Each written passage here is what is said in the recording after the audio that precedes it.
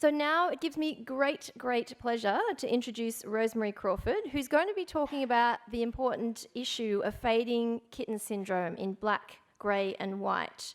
Just while she's coming onto the stage, I really want to thank our sponsors, the Animal Welfare League of Queensland, the platinum sponsors, Nestle Purina Pet Care, our bronze sponsors, Therian, the City of the Gold Coast and Pet Rescue. Thank you all so much for making this possible.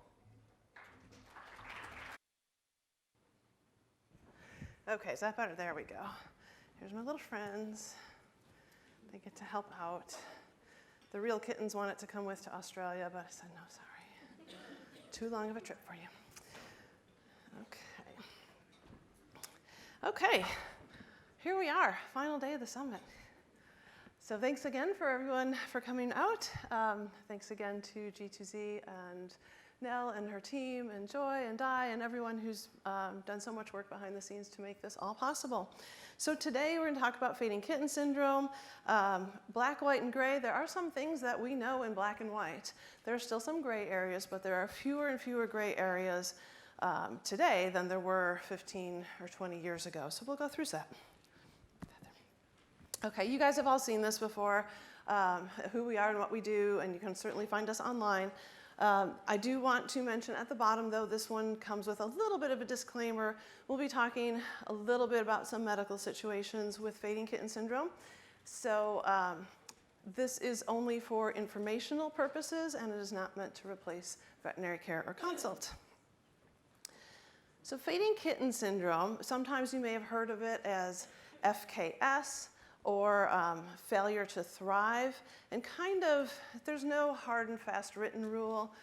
There's something not in black and white about when is it called fading kitten syndrome, when is it called failure to thrive, kind of doesn't matter.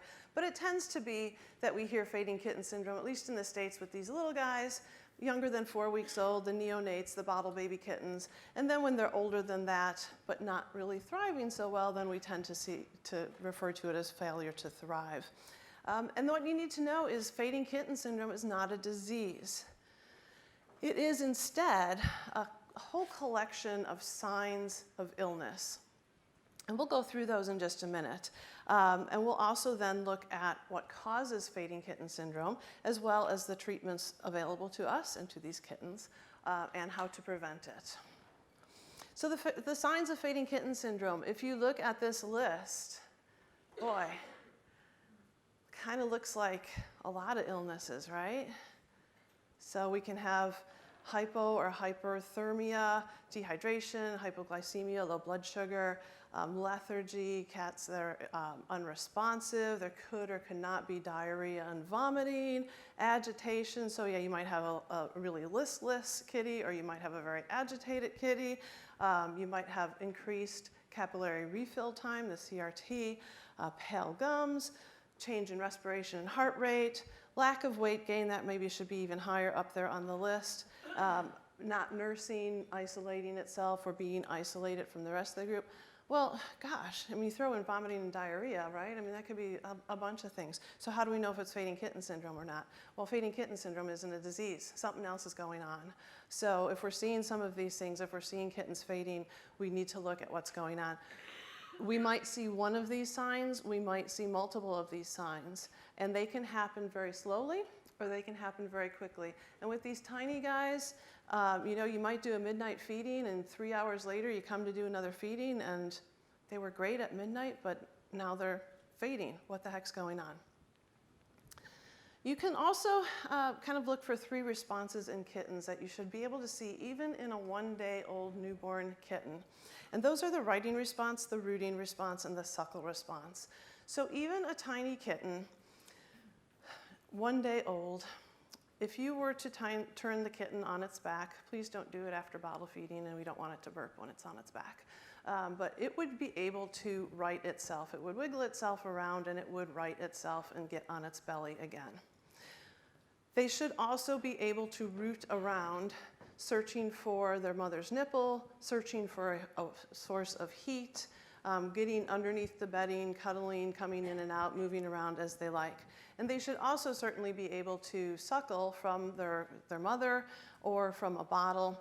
Admittedly, the suckle response doesn't seem quite as strong as what we were familiar with in puppies, but kittens still should be able to suckle. So those are 3 things that also should be happening and you should see in regular, healthy, non-fading kittens. We're going to look at the causes of fading kitten syndrome. Just like there's a lot of signs of fading kitten syndrome, there's a lot of causes of fading kitten syndrome. And we're learning more and more every year of what some additional causes of fading kitten syndrome are. When I was a kid growing up, I remember adults telling me, you know, dear, sometimes kittens just fade and die. And I always thought that was strange. Like, there's got to be a reason. Who just is born to fade and die? There's got to be a reason for it. We're finding out more and more all the time. Many of those reasons are what's listed here. Environmental reasons, genetic reasons, infectious reasons, and then there's these other things that we don't yet have categorized. So some of the environmental causes. I mentioned yesterday that kittens can't regulate their body temperature until about how old? Thank you for playing. Till about 3 to 4 weeks. And even at 5 weeks, they're not really great at it. And even at 6 weeks, they might not be that great at it. So we need to help them. And sometimes fading kitten syndrome is simply because they're too cold. And they could be too cold in the middle of summertime. If they got wet, they can become hypothermic pretty quickly. So it might be a case where you have a good Samaritan who found a kitten and is bringing it to you. And they don't know that the kitten needs a source of heat. They might have the kitten wrapped up in blankets, but that's just the kitten's own heat. They need to have an additional source of heat. And so a lot of times that's going to bring them back around. So when they come into your shelter or rescue and they're looking limp and lethargic, we need to give them a chance. They might not be as close to death as we think they are. And I'll talk more about treating fading kitten syndrome a little bit later. The point I want to make too with the hypothermia and hyperthermia, the low body temperature, the too hot body temperature, is that sometimes when kittens come to us, we don't know how long they've been hot or how long they've been cold and to what degree they've been cold. So sometimes we are able to bring them back by warming them up or cooling them off, whatever they need it. But sometimes there has been damage to their internal organs and they might rebound for a day or two and then suddenly crash on us. So do not beat yourself up if this is something that happens. It might be that they were too hot or too cold for too long. There may also be toxins in the environment. Certainly when you get kittens coming to you and they have ick on their fur and you don't know what it is, first of all, of course, you always have to protect yourself, put some gloves on, make sure that, if you don't know what you're dealing with, those could be bad toxins for you as well, to get those toxins off of the kitten. And also, if you smell, they might look fine. They might not have greasy ick on them, but they might have a strange odor to them too, so there could still be other toxins on them. Overcrowding certainly is not a good situation for any animals, or people for that matter. And when we have overcrowding within a single cage, or even within a room within the shelter or rescue, disease is more easily transmitted. It's a little bit harder to kind of keep track or keep control of all of the stuff that comes out of kittens and that they can actually accidentally be walking through and transmitting to someone else. So we definitely need to keep a clean environment. Some genetic causes for fading kitten syndrome. Here in this picture, I hope you can see it well enough on the screens. This is a cleft palate. And it is really important to whoever asked the question yesterday on Slido, thank you for bringing this up. It is really important that kittens do have an exam.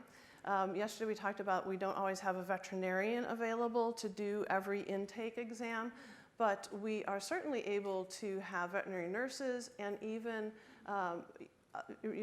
there's nothing that says that a regular person can't do an exam. And in fact, we do webinars on how to do a basic exam on your kittens. And even when they come into foster care, that foster parent really should be doing a basic exam as well and becoming familiar with that kitten. This is where you catch things like a cleft palate. And we need to catch them right away because kittens with a cleft palate like this are not going to be able to suckle adequately or if at all. And these are the ones that fade and die within a couple days. They might look like they're nursing from their mama and they're making the biscuits. What do you guys call it here? Making biscuits and kneading. But we don't know that if they're actually getting anything. How can we tell if they're getting enough milk? Weight gain, thank you. So we have that scale, we weigh them after birth, and we weigh them at least once a day to see that they're actually taking in nutrition. So there could be internal organ defects, sometimes issues with the kidneys or the lungs or the heart. And admittedly, these are things that we sometimes won't see until the kitten is older, maybe 5 or 6 months old. And without a necropsy or without some ultrasound, we may never catch them. So that's a little bit of the gray area. And also FNI, which is feline neonatal isoerythrolysis. And that's basically blood type incompatibility, especially if you have a queen, the mama cat who is a blood type B, feeding a blood type A or AB kitten. And that's a little bit more than we can go into time-wise right now. It is not terribly common, but it is one of the reasons for fading kitten syndrome. Okay, you can also have infectious causes for fading kitten syndrome, bacterial causes or viral causes. I've already mentioned how important it is to have a really clean environment for your kittens to help reduce any of that bacterial load. They don't have a fully developed immune system, so everything that comes to them, their body has to try to fight off.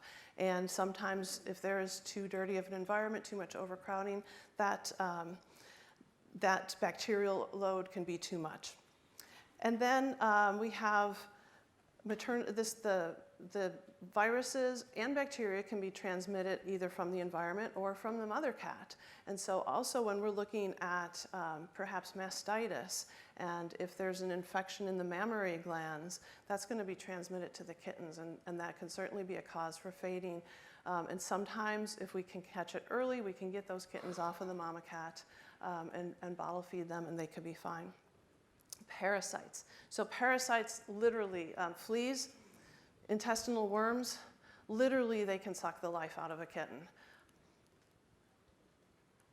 So we definitely need to take care of these kittens who come in with very bad flea infestations and get those fleas off of them so that they're not competing for their food and their blood. Pregnancy and birth, certainly we know that certain things can happen during birth that are going to make it a hard start for the kitten. We have, like, how many of us, we've seen it, right? 6-month-old kittens having kittens. They can get pregnant pretty early, pretty quickly, and 63 days later, out pops a kitten or 2 or 3 or 4. So sometimes when these mama kittens are having kittens of their own, many times I've delivered kittens and the mama cat looks at me and she looks at what came out of her and like, what was that? And I'm saying, please, maternal instinct kick in, and it usually does. But they might not really be the best caregivers. They haven't been through it yet. So things can happen with mama cat. She could be too old, she could be too young. She might have inadequate milk supply, especially if we're getting mama in off the streets. We don't know what kind of nutrition she's had, how much milk she's able to produce for these kittens. So we want to get her on a good diet. Again, mastitis could be a situation where kittens are fading. And traumatic births, low birth weight, certainly, preemies, sometimes they can be saved, but that's going to be a difficult uphill for them. And maternal injury. So sometimes, especially these new mama cats, have you seen the peg leg kittens where one leg, usually it's a back leg, is kind of severed at the knee? And sometimes mama cats are biting the umbilical cord, but they don't realize that the leg is not the umbilical cord.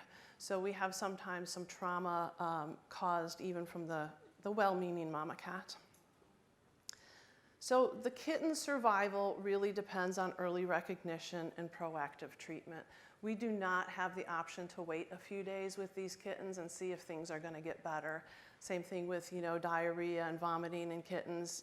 My cat at home vomits more than I want her to. But there's a hairball every now and then and maybe an upset stomach, but she's an adult cat and I can wait a day or two and see if it gets better, and almost all the time it does. You can't do that with kittens. In almost all cases, it's going to get worse.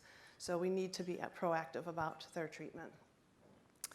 So fading kitten syndrome treatments. So remember that first list of the signs of fading kitten syndrome, and what was on the first 3 items on that list was hypothermia or hyperthermia. So In many cases with kittens, it's hypothermia. So wow, can't we correct that? We can correct that pretty easily. We can warm them up. Sometimes they are dehydrated. Another very easily correctable thing, especially if we catch it early enough. Sometimes they have low blood glucose. They're hypoglycemic. Another really easily correctable thing. We'll talk about this a little bit more in depth in just a minute. Antibiotics then. So those first three items, the warmth, the hydration, the glucose, please make sure all of your fosters have access to those items and they know how to use them.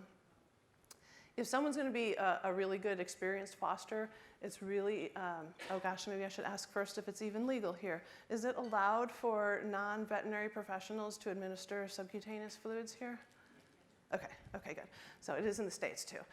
So it's a really good skill for your more advanced foster parents to know. It really could mean the difference between life and death in the middle of the night, especially if there's not an emergency clinic nearby, to be able to administer some subcutaneous lactated ringers. And glucose, things that you can buy at the grocery store like Caro syrup for making pies and candy and that kind of stuff. It's a simple sugar. You just literally put it on the kitten's gums with a cotton tip swab. Always be careful of fingers, even on fading kittens. Kittens' teeth are sharp. They don't mean to bite, but if they react suddenly, then you got the whole bite protocol thing to do. So cotton tip swab, a little glucose, a little Caro syrup on their gums. You're not feeding it to the fading kittens. You're just getting it onto their gums. It would be absorbed through the mucous membranes. Then after you've done that, a lot of times this will stabilize the kittens. A lot of times those first three items are really the main causes for fading kitten syndrome.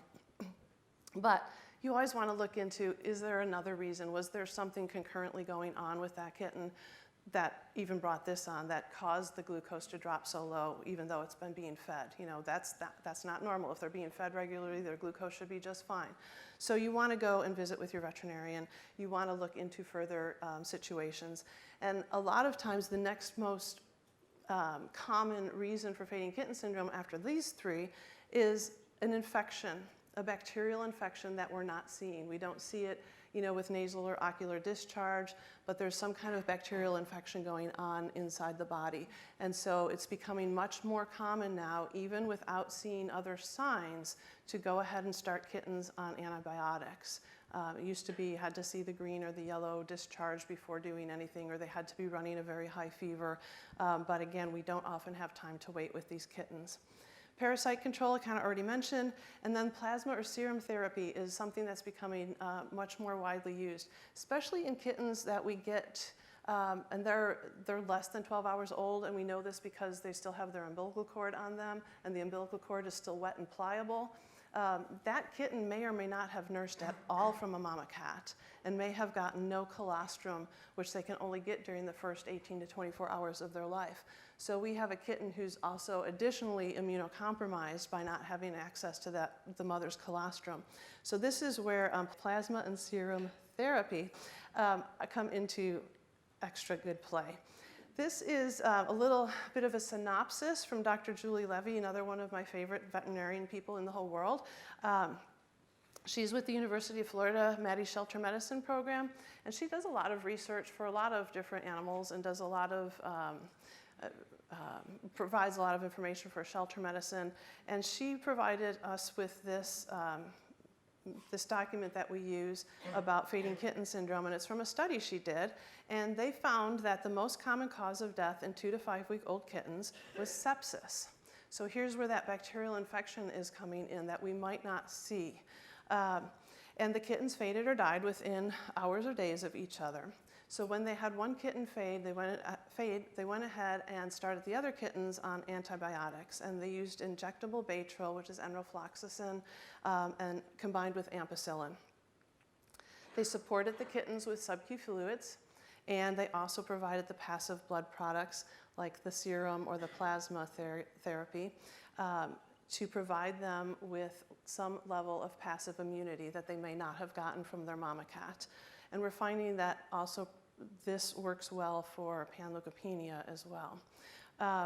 So with this protocol, they had a better than 90% save rate in the kittens. And we're finding with all the organizations that we talk with as well, we'll have people come back to us at the conference the following year and say, you know what, we took that sheet. By the way, you can download the fuller version of this from our website. Take it to your veterinarian if they're not familiar with it. Veterinarians cannot know and study every single new thing that comes out. And we have people coming back to us years later at conferences saying, you know, I brought that sheet to my veterinarian. We had these kittens, they were dying. We didn't know what to do with them. It seemed like, you know, we couldn't get them to stop fading and dying. And the veterinarian said, okay, we'll try it. And they've been saved as well. So we're hearing that 90% save rate from other people as well. So the lessons learned.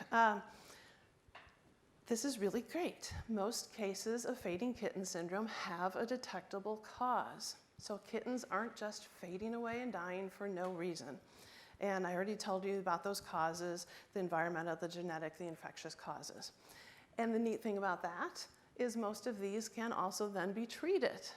So if kittens are starting to fade, we can take care of the fade, we can reverse the fade by getting on the treatment early, by recognizing what's going on and providing them with that treatment. Usually start with those top three, the warmth, the hydration, the glucose.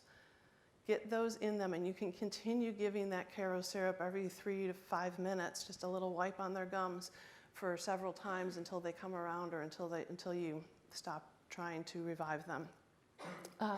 So it's really great that you can successfully treat many cases of fading kitten syndrome. And then again, you need to follow up with your doctor, your veterinarian, about is there something else going on with this kitten that caused the fade in the first place? If it's not just something obvious like, you know, the kitten was outside and it was cold and we warmed it up and it was great. So that's where the antibiotics and the plasma, this is really a rough morning for me. I only had a little cup of coffee.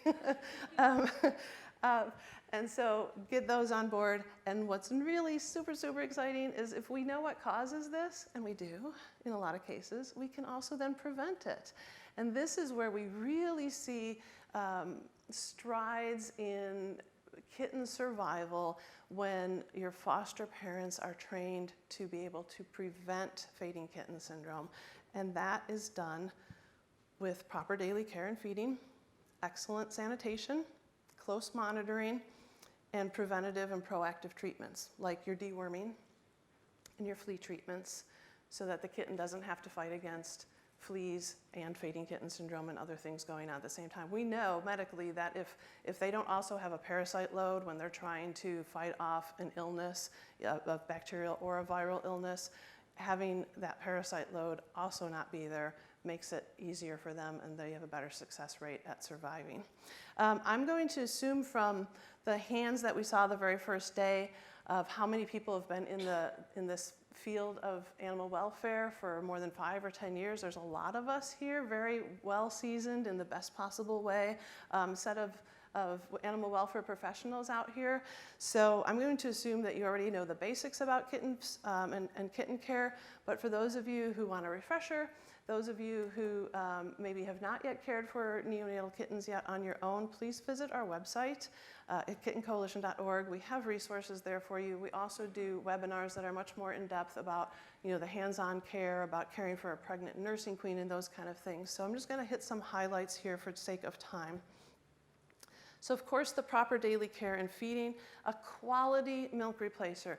This is something that unfortunately we hear from the general public. They found a kitten, they're feeding the kitten. They think they're feeding the kitten something good for it, but they're not. We know that cow's milk isn't good for kittens, but there's also products in the stores that are treats. They're a milk for cats that is really a treat for an adult cat. And people have tried feeding this to kittens, and the kittens eat really well.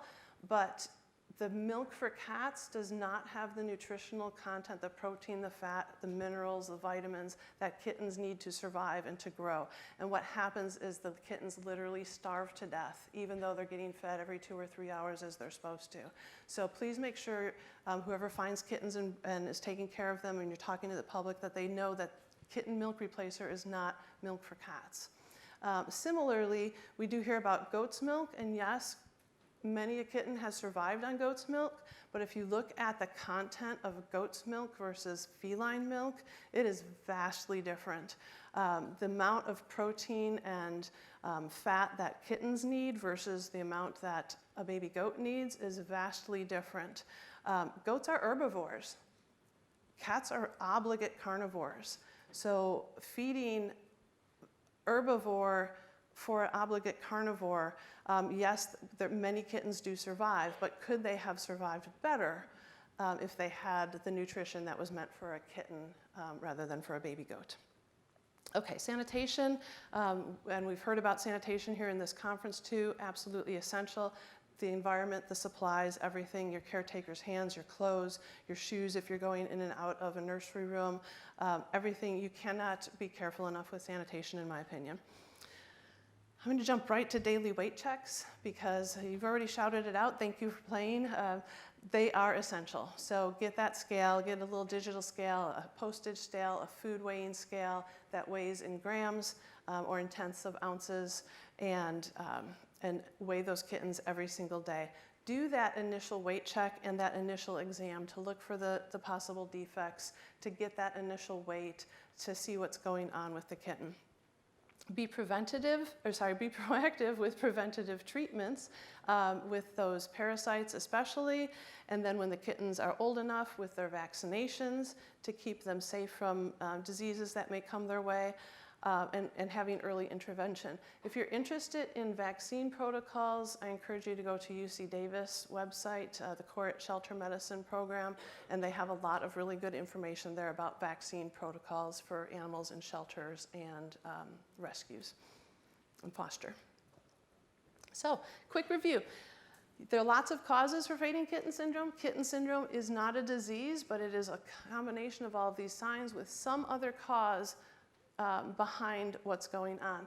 Real quick, if you're wondering in that limp and lethargic, how do you tell when a tiny baby kitten who's like literally a day or two old is limp and lethargic? I mean, they pretty much just lay there and sleep.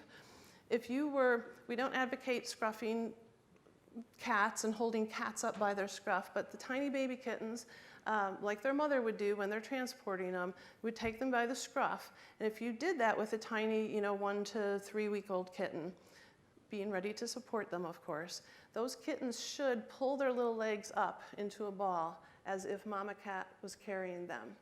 If you grab them by the scruff, gently grab them by the scruff, and hold them up, and they just lay there, and actually these little arms would be like that too. They'd be hanging down here. And the kitten's just laying there and not moving, and the kitten's wide awake. Sometimes they sleep really hard. And if you pick them up and you're like, come on, are you with me? And they're just, I'm sleeping. So make sure they're awake. But if they're hanging there and they're awake, that's not a good sign. That's your limp and lethargic kitten for your bottle baby. So again, monitoring closely, having those daily weight checks, maintaining a really nice, clean environment will help prevent a lot of causes of fading kitten syndrome. And the ones that do get through all of that, or the ones that come to you already in the fade before you've even had a chance to do anything for them, we can go ahead in many cases and reverse that. And again, the hypothermia, getting the temperature right, the extra source of warmth, the dehydration by being able to administer subcutaneous fluids. If the kitten still has a swallow reflex, you could use a 1 milliliter syringe. Even with regular water, if you don't have, I'd suggest Pedialyte rather than regular water or an electrolyte solution. If you're a foster or if you're in a situation where you don't have subcutaneous lactated ringers available to you immediately, but you could even use tap water if you had to get some hydration in them as long as they still have a swallow reflex. So you can put like a 0.1 or 0.2 from that milliliter, put it in their cheek pouch, let them swallow. If they're swallowing, you can go ahead and continue that and alternate with your Cairo syrup, your glucose, to get them to come around. Responding rapidly, taking care of the warmth, the hydration, and the glucose. Those are going to be your 3 big things. And then certainly still follow up with your veterinarian to see if there might be something more going on for additional veterinary care and some antibiotics. Tiny Saved Kitten says thank you, and so do I. Thank you so much for being here and for listening to me so long.